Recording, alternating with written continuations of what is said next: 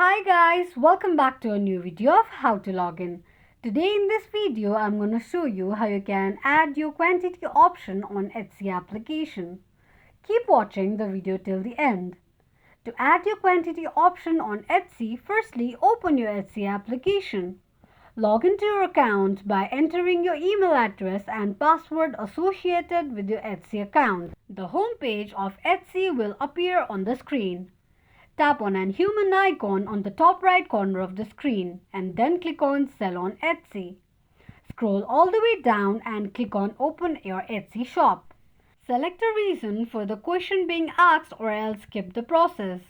On the next page, select your shop language, shop country or currency and then tap on Save and Continue. Enter the name of your shop, press on Save and Continue once again.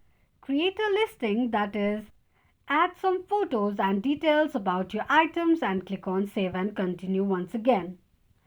Fill in the title of the product, who made it, what is it, and when was the product or item made, its category, type, production partner. Choose the answer for given question and tap on Save Partner.